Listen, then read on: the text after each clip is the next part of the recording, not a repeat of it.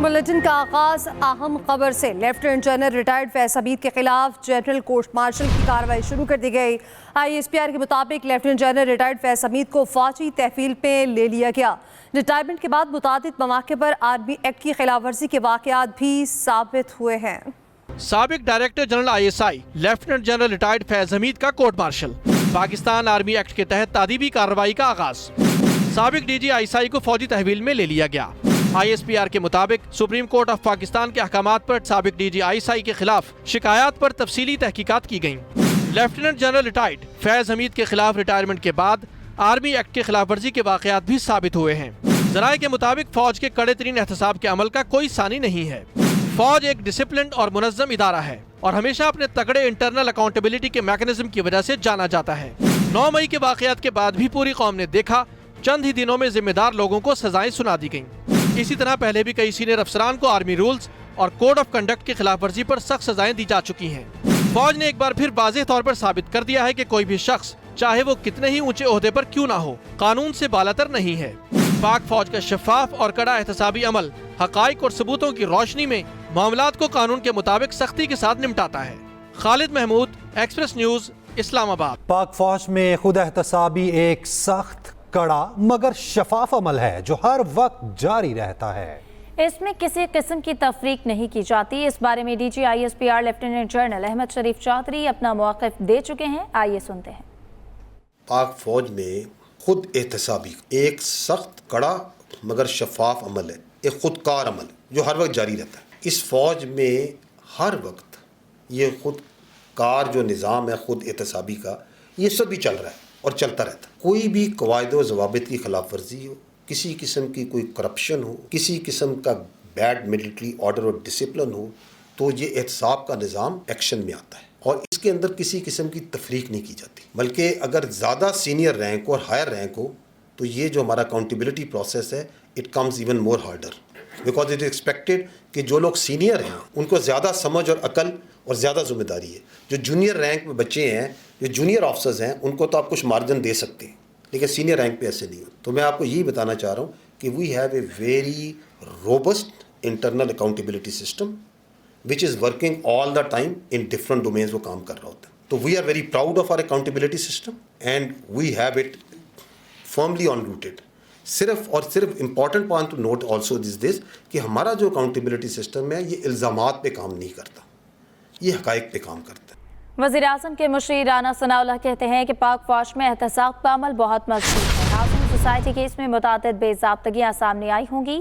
فیض حمید سیاسی معاملات میں کھل کر مداخلت کرتے تھے۔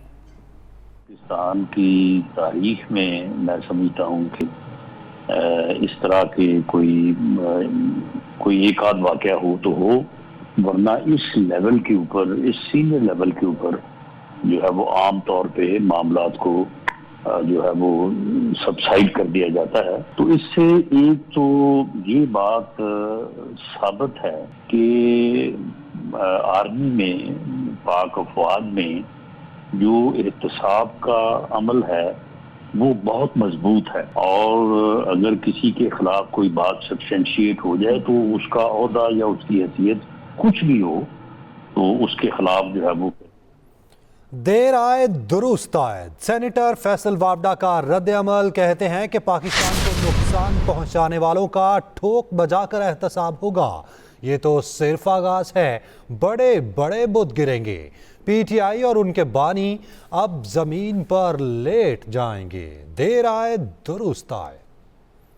پاک فوج نے لیفٹیننٹ جنرل ریٹائرڈ فیض حمید کے خلاف کورٹ مارشل کی کارروائی شروع کر کے اس حوالے سے بھی آپ کو اپڈیٹ کریں گے۔ ابھی آپ کو بتائیں، رہنما پیپلز پارٹی قمر زمان کائرہ کہتے ہیں اتنے سینئر افسر کے خلاف کارروائی کے لیے یقیناً ٹھوس ثبوت ہوں گے۔ پاک فوج کا اپنا احتساب کا عمل ہے، بانی PTI کی حکومت لانے میں ان کا کردار تھا۔ اتنے سینئر افسر کے خلاف کارروائی کے لیے یقیناً ٹھوس ثبوت ہوں گے۔ پاک فوج کا اپنا احتساب کا عمل ہے، قمر زمان کائرہ کی جانب سے کہا گیا۔ وہ یہ کہتے ہیں کہ پاک فوج کا اپنا احتساب کا عمل ہے۔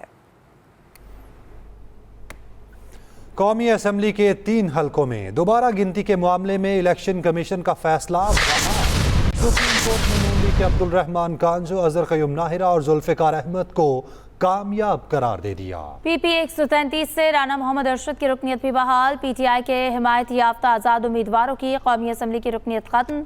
सुप्रीम कोर्ट ने फैसला 2-1 की अक्सरियत से सुनाया।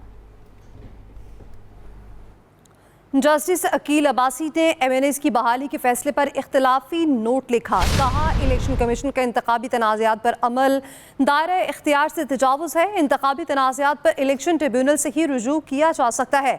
इंतखाबी अमल मुकम्मल होने के बाद इलेक्शन कमीशन का किरदार ख़त्म हो जाता है।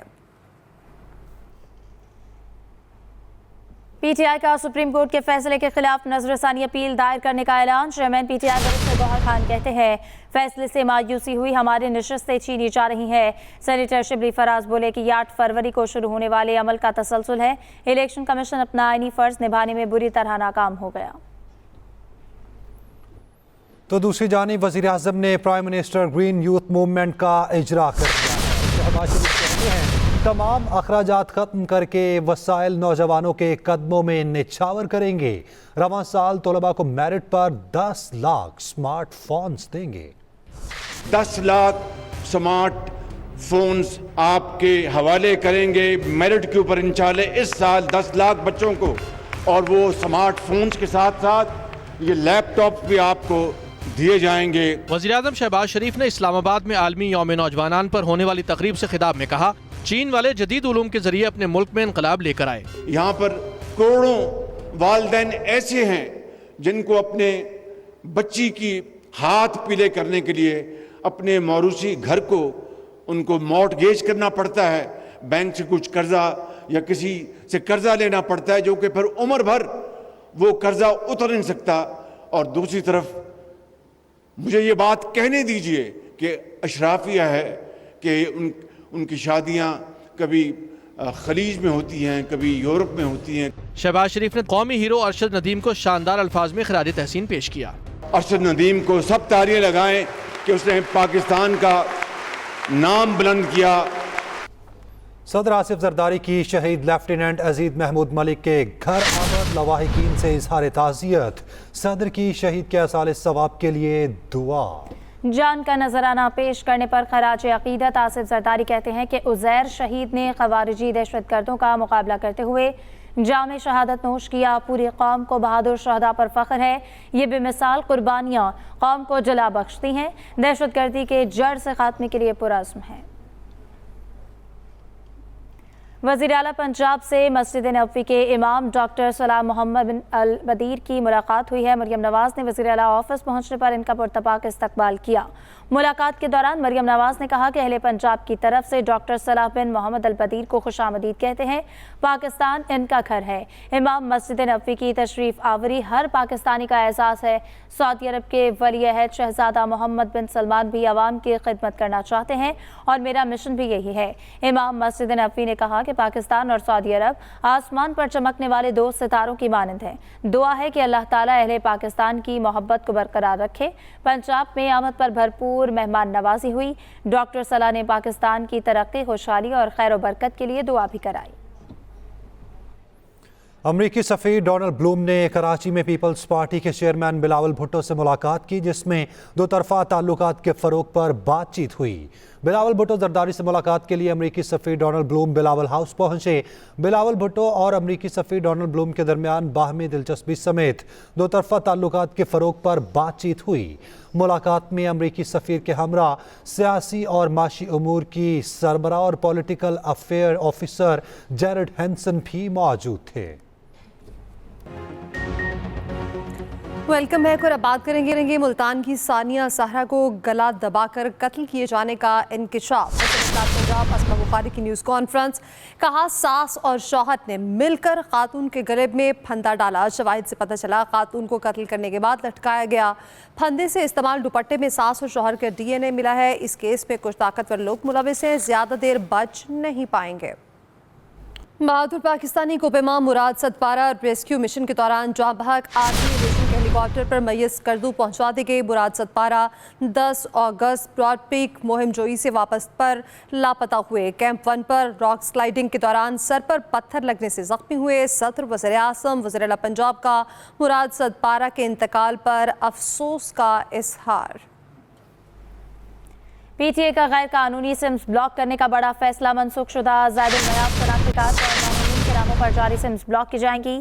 منسوخ شدہ شناختی کارڈ پر جاری سمز 16 اگست کو بلاک کر دی جائیں گی۔ زائد المیعاد شناختی کارڈز پر جاری سمز 2 ستمبر کو بلاک کر دی جائیں گی۔ صارفین کو شناختی کارڈ کی تجدید کے لیے 2 ستمبر تک مہلت دی گئی۔ امیر جماعت اسلامی حافظ نعیم الرحمان اس وقت پشاور میں جلسے سے خطاب کر رہے ہیں۔ اور یہ وہ صوبہ تھا جو پاکستان کا پرامن ترین صوبہ تھا، یہ وہ صوبہ تھا جس کی پوری قبائلی بیلٹ پہ کبھی فوج رکھنے کی ضرورت ہی نہیں پڑی تھی، بلکہ یہ قبائل تو خود ہماری فوج ہوا کرتے تھے۔ اور یہ جو ہمیں کشمیر آدھا آزاد ملا ہے یہ بھی قبائل نے آزاد کروایا تھا، اور ان کے دم سے ہی الحمدللہ ہم سری نگر کے دروازے تک پہنچ گئے تھے۔ یہ وہ قبائل ہیں جنہوں نے ہمیشہ پاکستان کی حفاظت کا فریضہ انجام دیا، لیکن انہی قبائل میں اور صوبے کے مختلف حصوں میں جو بدامنی کا اس وقت راج ہے وہ کیوں ہے؟ اب تک اتنا ہی، باخبر رہنے کے لیے وزٹ کیجیے express.pk کے۔ آپ ہمیں فیس بک اور ایکس پر فالو کر سکتے ہیں۔ تو باخبر رہیے اور دیکھتے رہیے ایکسپریس نیوز۔